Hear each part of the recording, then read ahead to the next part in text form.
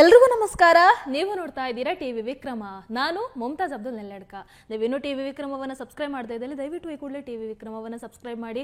ಹಾಗೆ ನಮ್ಮೆಲ್ಲ ವಿಡಿಯೋಸ್ಗಳನ್ನು ಲೈಕ್ ಮಾಡಿ, ಕಮೆಂಟ್ ಮಾಡಿ, ಹಾಗೆ ಶೇರ್ ಮಾಡಿ. ವೀಕ್ಷಕರೇ, ಎಲ್ಲರೂ ಆರಾಮಾಗಿದ್ದೀರಾ?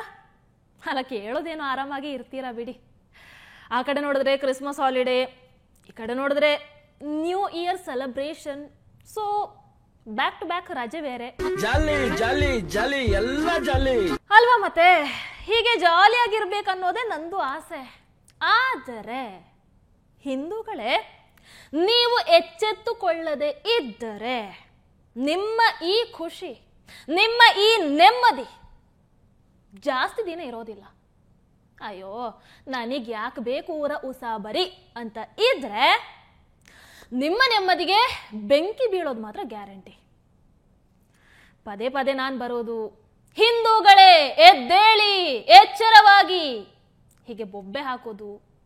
ಆದರೆ ಆಮೇಲೆ ನಿಮಗೆ ಈ ಗ್ಯಾರಂಟಿ, ಫ್ರೀ ಇವೆಲ್ಲವೂ ಕಿವಿಗೆ ಬಿದ್ದು ಕೂಡಲೇ ಕೈ ಎತ್ತು ಬಿಡೋದು. ಇದೇ ಆಗೋಯ್ತು, ಹೌದಲ್ವೋ? ಪ್ರತಿ ಬಾರಿ ನಾನು ಎಚ್ಚರಿಕೆಯನ್ನು ಕೊಟ್ಟಾಗ, ಅಯ್ಯೋ ಇವಳಿಗೆ ಮಾಡೋದಕ್ಕೆ ಬೇರೆ ಕೆಲಸ ಇಲ್ಲ, ನೋಡೋಣ ಅದು ಏನಾಗುತ್ತೆ ನೋಡೇ ಬಿಡೋಣ, ಈ ರೀತಿ ಅಸಡ್ಡೆ ಮಾಡುವಂತಹ ಅತಿ ಬುದ್ಧಿವಂತ ಹಿಂದೂಗಳೇ, ನೀವು ಈ ರಿಪೋರ್ಟ್ ಅನ್ನ ನೋಡಿದ್ರೆ ಖಂಡಿತವಾಗ್ಲೂ ಶಾಕ್ ಆಗ್ತೀರಾ. ಹೇಳ್ಕೊಳ್ಳೋದಕ್ಕೆ ಅಂತ ಇದ್ದಂತಹ ಒಂದು ದೇಶ ಕೂಡ ನಿಮ್ಮ ಕೈಯಲ್ಲಿ ಉಳಿಯಲ್ಲ. ಹಿಂದೂಗಳು ಬಹುಸಂಖ್ಯಾತರಾಗಿರುವಂತಹ ಈ ದೇಶದಲ್ಲಿ, ಈ ಭಾರತದಲ್ಲಿ ಮತ್ತೆ ಇಸ್ಲಾಂ ಪ್ರಾಬಲ್ಯ ಶುರು ಆಗುತ್ತೆ, ನೆನಪಲ್ಲಿರಲಿ. ನಿಮಗೆಲ್ರಿಗೂ ಗೊತ್ತು, ಸುಮಾರು 700ರಿಂದ 800 ವರ್ಷಗಳ ಹಿಂದೆ ಮುಸ್ಲಿಂ ದೊರೆಗಳು ಬಂದ್ರು, ಆಳ್ವಿಕೆಯನ್ನ ಮಾಡಿದ್ರು, ಹೋದ್ರು. ಆಮೇಲೆ ಒಂದಷ್ಟು ವರ್ಷಗಳ ಕಾಲ ಬ್ರಿಟಿಷರು ಬಂದ್ರು, ಆಳ್ವಿಕೆಯನ್ನ ಮಾಡಿದ್ರು, ಹೋದ್ರು. ಆಮೇಲೆ ನಮಗೆ ಸ್ವಾತಂತ್ರ್ಯ ಸಿಕ್ತು. ಈಗ 75 ವರ್ಷ ಆಯ್ತು ನಮಗೆ ಸ್ವಾತಂತ್ರ್ಯ ಸಿಕ್ಕಿ. 75 ವರ್ಷಗಳಿಂದ ಸ್ವತಂತ್ರವಾಗಿದ್ದೀವಿ. ಆದರೆ ನೀವು ಎಚ್ಚೆತ್ತುಕೊಳ್ಳದೆ ಇದ್ದರೆ 100 ವರ್ಷ ಆಗುವಷ್ಟರಲ್ಲಿ ಮತ್ತೆ ಈ ನಮ್ಮ ದೇಶ ಇಸ್ಲಾಮಿಸ್ಟ್ಗಳ ಕೈಯನ್ನು ಸೇರಿರುತ್ತೆ. ಅಯ್ಯೋ, ಇದನ್ನ ನಾನು ಹೇಳ್ತಾ ಇಲ್ಲ, ದಿ ಪೀವ್ ರಿಸರ್ಚ್ ಸೆಂಟರ್ ಹೇಳ್ತಾ ಇದೆ. ಎಸ್, ನಮ್ಮ ಭಾರತ ಅಂದ್ರೆ ವೈವಿಧ್ಯತೆಯಲ್ಲಿ ಏಕತೆಯನ್ನು ಸಾಧಿಸಿರುವಂತಹ ರಾಷ್ಟ್ರ. ಹಿಂದೂ ಧರ್ಮ, ಇಸ್ಲಾಂ, ಕ್ರಿಶ್ಚಿಯನ್, ಬೌದ್ಧ, ಜೈನ, ಸಿಖ್ ಹೀಗೆ ಸಾಕಷ್ಟು ಮತಗಳು ಈ ಭೂಮಿಯಲ್ಲಿವೆ. ಇಲ್ಲಿ ಹಿಂದೂಗಳು ಬಹುಸಂಖ್ಯಾತರು. ಹೌದು, ಯಾವತ್ತೂ ಯಾರಿಗೂ ಹಿಂಸೆಯನ್ನು ಕೊಡದೆ ಬಹಳ ನೆಮ್ಮದಿಯಿಂದ ಬದುಕೋದಕ್ಕೆ ಅವಕಾಶವನ್ನು ಕೂಡ ಕೊಟ್ಟಿದ್ದಾರೆ. ಬಟ್ ಇದೇ ಹಿಂದೂಗಳನ್ನ ಬಿಟ್ಟು ಇಲ್ಲಿ ಬೇರೆ ಯಾರೇ ಬಹುಸಂಖ್ಯಾತರಾಗಿದ್ದಿದ್ರು ಕೂಡ ಕಥೆ ಬೇರೆನೇ ಆಗಿರ್ತಿತ್ತು. ಒಂದ್ಸಲ ನಮ್ಮ ಬಾಂಗ್ಲಾದೇಶದ ಹಿಂದೂಗಳನ್ನ ನೆನಪು ಮಾಡ್ಕೊಳ್ಳಿ. ನೆನಪಾಯ್ತಾ? ಎಸ್, ಇದೇ ಸಿಚುವೇಶನ್ ನಮ್ಮ ಈ ಭಾರತದಲ್ಲಿ ಆಗೋದಕ್ಕೆ ಜಾಸ್ತಿ ದಿನ ಬೇಕಾಗಿಲ್ಲ, ನೀವು ಎಚ್ಚೆತ್ತುಕೊಳ್ಳದೆ ಇದ್ದರೆ.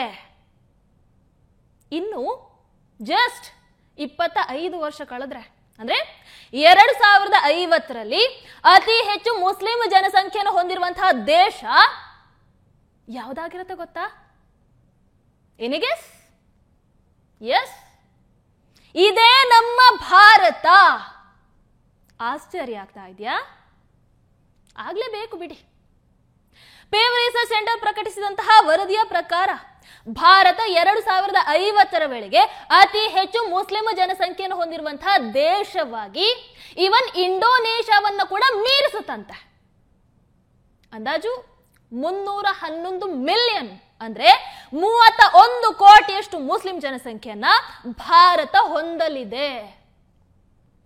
The future of world religions, population growth projections ಇವರು ಕೊಟ್ಟಿರುವಂತಹ ರಿಪೋರ್ಟ್ ಇದು, ನಾನು ಹೇಳ್ತಾ ಇರೋದಲ್ಲ. ಈ ವರದಿಯ ಪ್ರಕಾರ ಪಾಕಿಸ್ತಾನ ಸೆಕೆಂಡ್ ಹೈಯೆಸ್ಟ್ ಮುಸಲ್ಮಾನರನ್ನ ಹೊಂದಿರುತ್ತೆ. ಅಂದ್ರೆ ಸುಮಾರು 273 ಮಿಲಿಯನ್ ಮುಸಲ್ಮಾನರನ್ನ ಹೊಂದುವಂತಹ ನಿರೀಕ್ಷೆ ಇದೆ. ಅಲ್ಲಿಗೆ 2010ರಲ್ಲಿ ಅತಿ ಹೆಚ್ಚು ಮುಸಲ್ಮಾನರನ್ನ ಹೊಂದಿದ್ದಂತಹ ಇಂಡೋನೇಷ್ಯಾ ಏನಿದೆ ಅದು 2050ರ ಹೊತ್ತಿಗೆ 257 ಮಿಲಿಯನ್ ಆಗಿ 3ನೇ ಸ್ಥಾನಕ್ಕೆ ಕುಸಿಯುವಂತಹ ಸಾಧ್ಯತೆ ಇದೆ.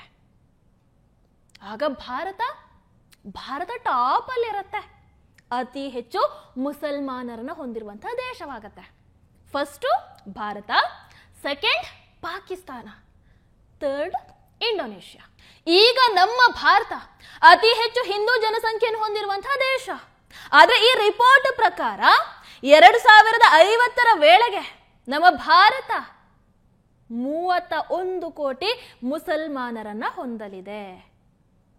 ಈಗ ಜಾಗತಿಕ ಮುಸ್ಲಿಂ ಜನಸಂಖ್ಯೆ 11% ಇದೆ. ಈ ಹೊಲದಲ್ಲಿ ಕಳೆಗಳು ಬೆಳೆಯುತ್ತಲ್ಲ, ಅದೇ ರೀತಿ ನಮ್ಮ ಭಾರತದಲ್ಲಿ ಮುಸಲ್ಮಾನರ ಜನಸಂಖ್ಯೆ ಬೆಳೀತಾ ಹೋಗುತ್ತೆ.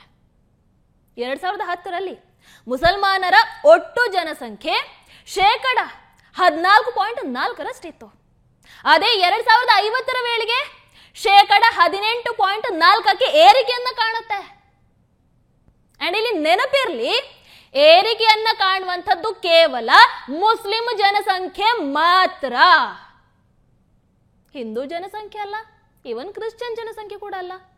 ಈ ಕಡೆ 2.5% ಇರುವಂತಹ ಭಾರತದ ಕ್ರಿಶ್ಚಿಯನ್ ಜನಸಂಖ್ಯೆ ಏನಿದೆ ಅದು 2050ರ ವೇಳೆಗೆ 2.3ಕ್ಕೆ ಇಳಿಯೋದಿದೆ. ಪೀವ್ ರಿಸರ್ಚ್ ಸೆಂಟರ್ ಇವರು ಕೊಟ್ಟಂತಹ ಇನ್ನೊಂದು ಆತಂಕಕಾರಿ ರಿಪೋರ್ಟ್ ಏನ್ ಗೊತ್ತಾ? ಮುಸ್ಲಿಂ ವಿಶ್ವಾದ್ಯಂತ ವೇಗವಾಗಿ ಬೆಳೀತಾ ಇರುವಂತಹ ಧಾರ್ಮಿಕ ಗುಂಪು. ಮುಸ್ಲಿಂ ಪಾಪ್ಯುಲೇಷನ್ ಜಾಗತಿಕ ಜನಸಂಖ್ಯೆಗಿಂತ ಬಹಳ ವೇಗವಾಗಿ ಬೆಳೆಯೋದಿದೆ.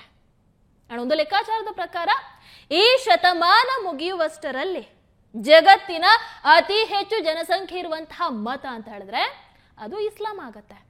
ಇವನ್ ಕ್ರಿಶ್ಚಿಯನರನ್ನು ಮೀರಿಸುತ್ತೆ, ಹಿಂದೂಗಳನ್ನಂತೂ ಮೀರಿಸುತ್ತೆ. ಗೊತ್ತೇ ಇದೆ ನಿಮಗೆ.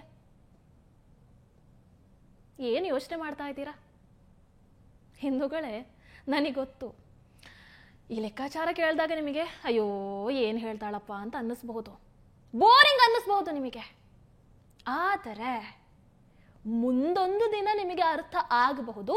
ಬಟ್ ಅರ್ಥ ಆಗುವಷ್ಟರಲ್ಲಿ ಕಾಲ ಕೂಡ ಮಿಂಚಿ ಹೋಗಿರುತ್ತೆ.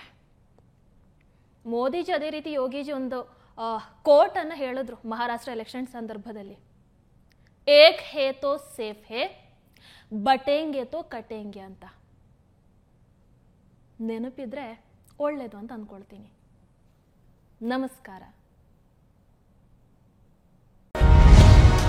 ಟಿವಿ ವಿಕ್ರಮ, ದೇಶ ನಿಮ್ಮ ಕೈಯಲ್ಲಿ. ಈ ಕಾರ್ಯಕ್ರಮ ನಿಮಗೆ ಇಷ್ಟ ಆಗಿದ್ದಲ್ಲಿ ಲೈಕ್, ಶೇರ್ ಹಾಗೂ ಕಮೆಂಟ್ ಮಾಡಿ. ಟಿವಿ ವಿಕ್ರಮದ ಕಾರ್ಯಕ್ರಮಗಳನ್ನು ನಿರಂತರವಾಗಿ ವೀಕ್ಷಿಸಲು ಸಬ್ಸ್ಕ್ರೈಬ್ ಮಾಡಿ, ಬೆಲ್ ಐಕನ್ ಒತ್ತಿ.